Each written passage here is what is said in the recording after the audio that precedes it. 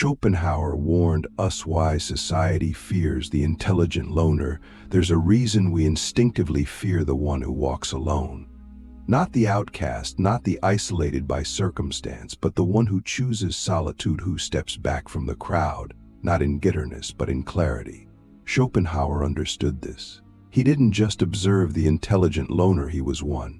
And he warned us not in dramatic proclamations, but in the slow, cold, devastating logic of his philosophy.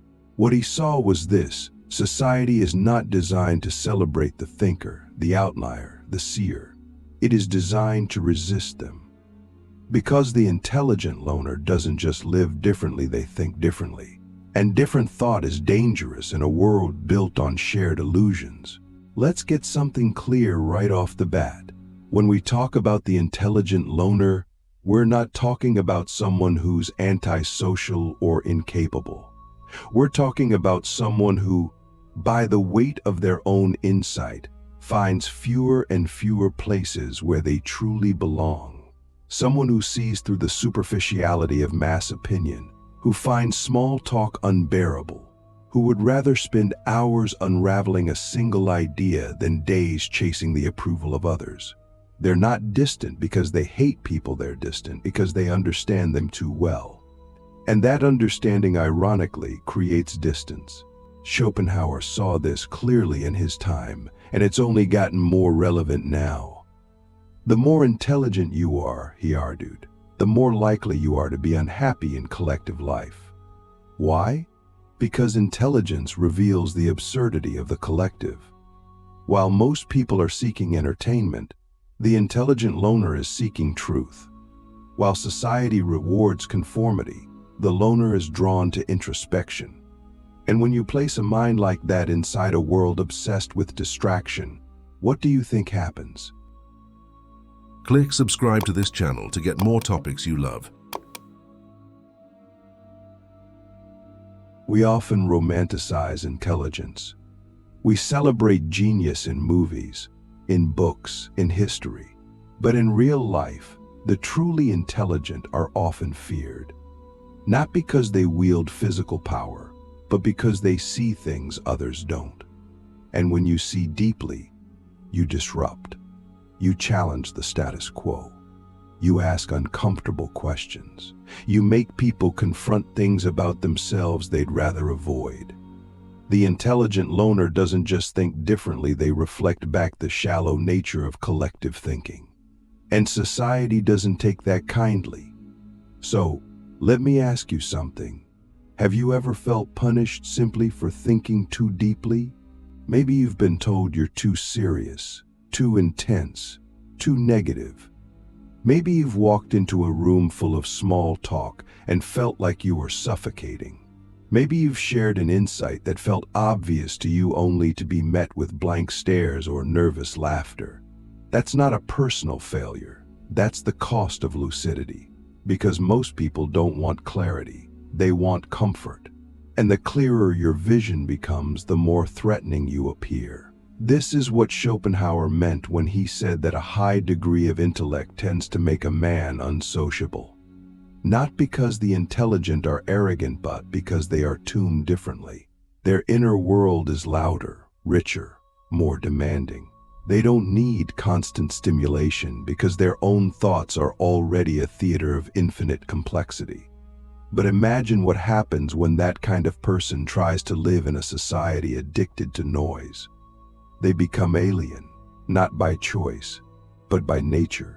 And here's the paradox that no one talks about. Society needs these loners. Every innovation, every philosophical leap, every work of timeless art came from someone who was, at least for a time, alone. Alone with their thoughts, alone with their doubts, alone with a vision no one else believed in. And yet, while society benefits from their gifts, it often discards the giver. Because the intelligent loner doesn't perform intelligence. They live it. And that living threatens the illusion that everyone else is comfortable in. Let's go even deeper. What if society's fear of the intelligent loner isn't just cultural but biological? What if, at some primal level, We're wired to distrust those who think too much. In tribal settings, survival depended on cohesion. The group needed to move together, act together, believe together. The one who thought differently could disrupt that cohesion. So evolution favored those who fit in, not those who saw beyond. And today, even in skyscrapers and sterile offices, that tribal instinct remains. We praise innovation but punish the innovator. We celebrate thinking outside the box, but only if the thinker doesn't criticize the box itself. So where does that leave you if you are that loner? If you walk through life with a mind that won't shut off, with a heart that aches for something deeper, with a soul that feels out of sync with the timeline of the world, it leaves you with a choice.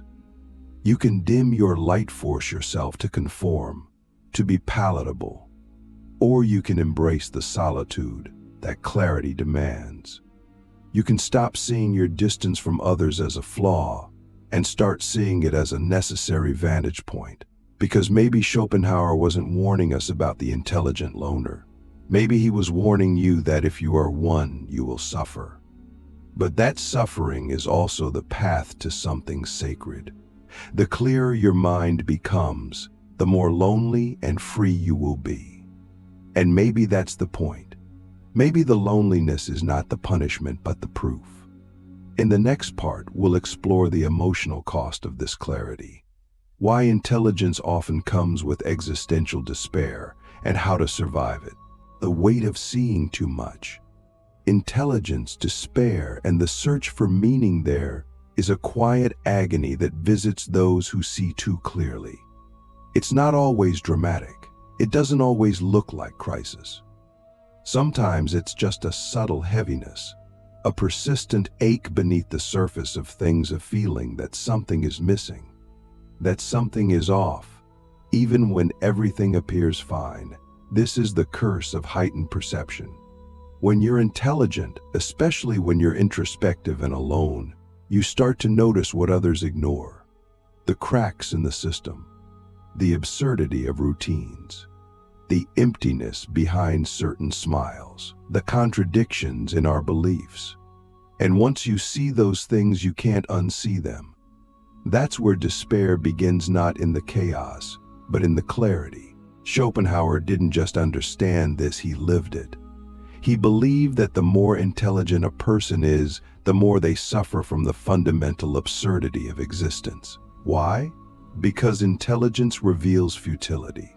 It pulls back the veil on the illusions that help most people function.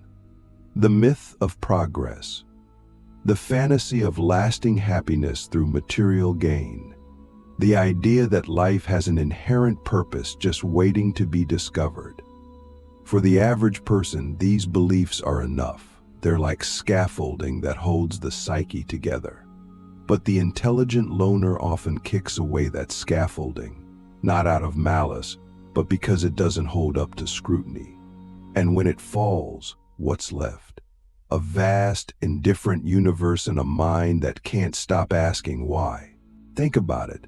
If you're deeply intelligent, your thoughts don't stay on the surface. They dive. You don't just notice patterns, you see where they lead. You don't just accept life, you question its premise. And that kind of depth, while beautiful, is also dangerous. Because it leads you into territories most people never visit. You start to ask questions that have no satisfying answers. What is the point of suffering?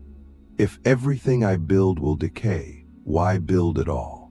If my consciousness is temporary, does anything I do really matter? These are not signs of dysfunction. These are signs of awareness. But awareness without anchoring can spiral into despair. Have you ever felt that spiral? That moment where your intelligence turns inward and begins to eat itself, where every insight leads to another contradiction, and every truth seems to cancel itself out. That's the paradox of the intelligent loner. The very mind that grants you clarity also burdens you with weight. You see too much, feel too deeply, and suffer not because the world is especially cruel to you, but because you can perceive its cruelty with unbearable precision. And yet, buried within that despair is a strange kind of hope. Not the naive hope that things will magically improve, but the mature hope that meaning can be created, even if it can't be discovered. This is where Schopenhauer offers a subtle but powerful insight. While he was famously pessimistic about the human condition, he also believed in the redemptive power of art, music, and contemplation. These weren't distractions to him, they were resistance. Not resistance to pain, but resistance to meaninglessness. Because when you create, when you reflect, when you pursue beauty or truth, even in solitude, you are asserting something against the void. You are saying, even if life has no objective purpose, I will carve my own. This is where practical advice comes in. If you are the intelligent loner and you feel that weight, don't try to numb it. Don't drown it in distractions or force yourself into shallow connections just to feel normal. Instead, use it. Let the heaviness become fuel for insight.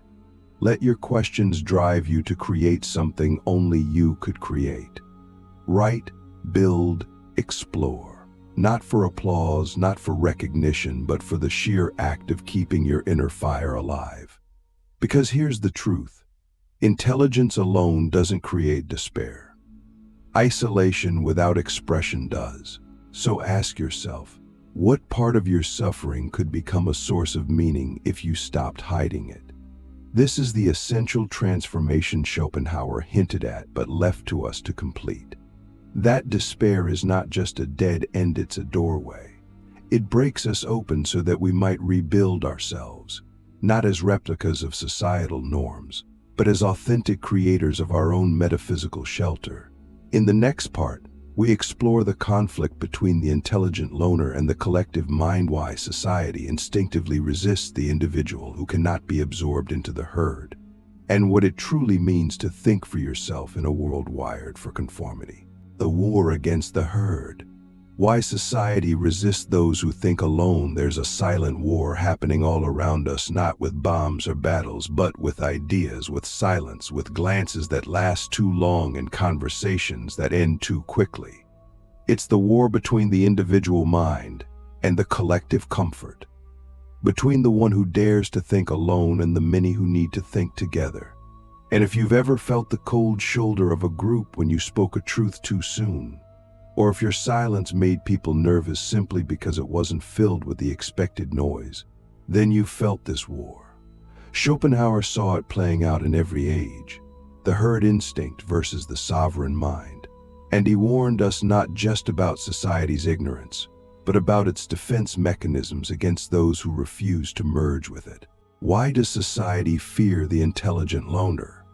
Not because they're dangerous in a traditional sense, but because they disrupt the unspoken contracts everyone else silently agrees to.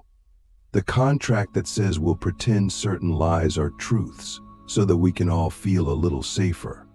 The contract that says we won't question too deeply, won't stray too far, won't change too much. The lone thinker doesn't sign that contract. They see through it.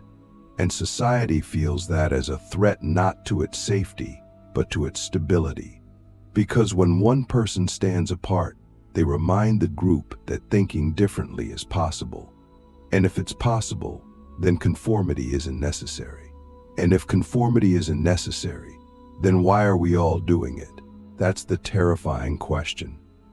And that's why the herd resists the loner, not with open hostility, but with subtle psychological pressure. You'll see it in the way people react when you don't laugh at the group's jokes. You'll feel it when your silence is interpreted not as peace, but as arrogance or judgment. You'll experience it when your depth is treated like awkwardness, your solitude like sickness, and your questions like attacks. This isn't paranoia. This is pattern recognition. Society is calibrated for sameness, and every deviation, no matter how quiet, is treated like noise. But here's the twist. The herd doesn't even know it's doing this. Most people aren't malicious. They're not sitting around plotting how to suppress the intelligent loner. They're simply responding to discomfort. And truth raw, unfiltered truth is deeply uncomfortable. It forces people to reevaluate who they are, why they believe what they do, and whether their life has been guided by choice or programming. That kind of introspection is painful. So when you, the intelligent loner, carry that truth in your eyes, in your questions, in your very presence, you become a mirror. And most people aren't ready to look. So what's the solution? Should we hide? Should we shrink ourselves to fit into the comfort zones of others? No. That only breeds resentment and self-abandonment. The answer is not to change them, but to understand them. To see the herd not as the enemy, but as the default. And to realize that your role is not to be absorbed, but to illuminate. Not with arrogance, not with condescension, but with quiet, unshakable integrity. This is where true strength lies, not in fighting society, but in refusing to be diluted by it, to live in the herd's world without becoming one of its illusions, to speak when necessary, and to be silent when silence is more powerful. To know that loneliness is not always a deficiency, it can be a discipline. The discipline of not needing to be understood to be whole. And here's a deep question to carry with you. If you were the last person on earth who thought the way you do, would your thoughts still matter to you? Because that's the real test. Thinking for yourself isn't useful unless it's also valuable to yourself. And if your thoughts only exist to provoke or to gain approval, they're still part of the herd. But if your thoughts are born from solitude, shaped by observation, and held in silence until the world is ready, or even if it's never ready, then you're not just resisting the herd, you're transcending it. In the final part, we'll explore what it truly means to live as the intelligent loner, not in bitterness or exile, but in purpose. We'll look at how to thrive in a world that doesn't understand you, and why your solitude may be your greatest strength. The power of the outlier, how to live, think, and thrive as the intelligent loner. To walk alone is not a tragedy. It is a calling. And if you've made it this far through the weight of seeing too much, through the friction of thinking differently, through the quiet war with the collective, you might be tempted to see your path as a burden. But what if it isn't? What if solitude, rather than being a punishment for your intelligence, is the very condition that allows it to flourish? What if the world's resistance to your mind is not a sign that you're wrong, but a signal that you're rare? In a society built on conformity, the outlier has a unique kind of power. Not the power of dominance or control, but the power of perspective. You see from the edges. You observe the patterns that those in the center are too entangled to notice.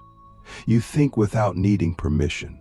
And while that often leads to isolation, it also leads to originality.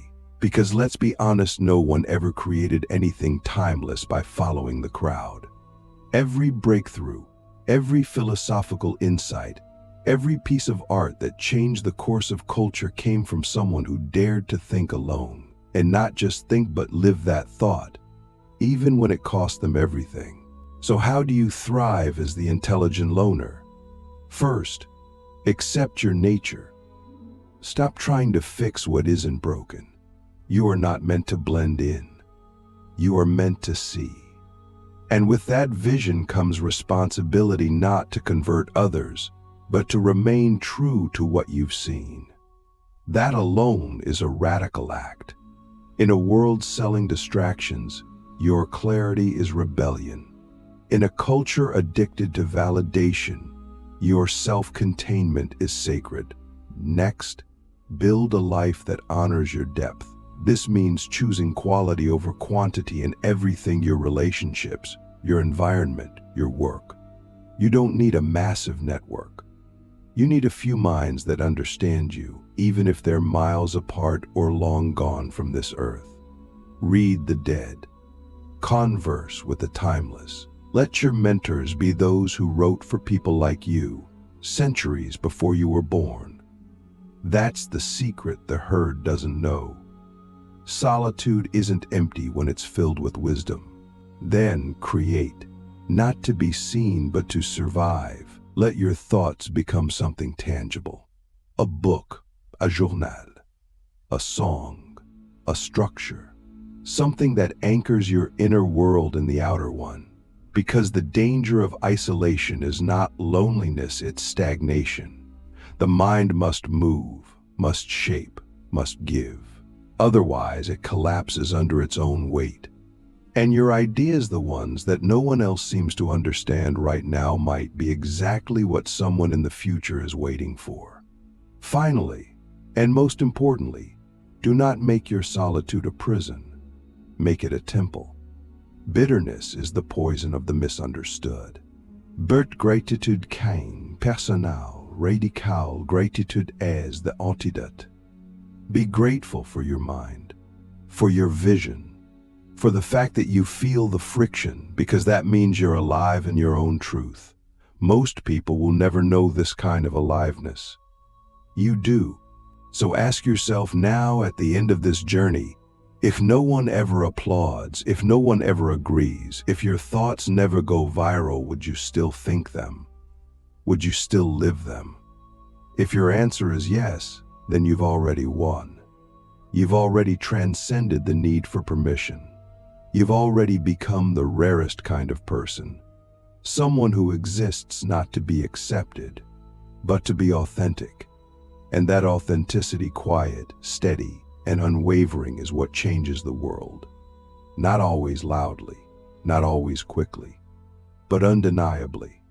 Schopenhauer warned us, not because he wanted to scare us, but because he knew the price of lucidity.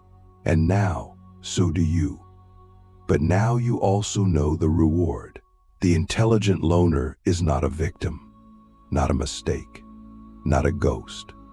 The intelligent loner is the future, waiting patiently for the world to catch up. And until it does, think deeply, walk quietly, and carry your mind like fire.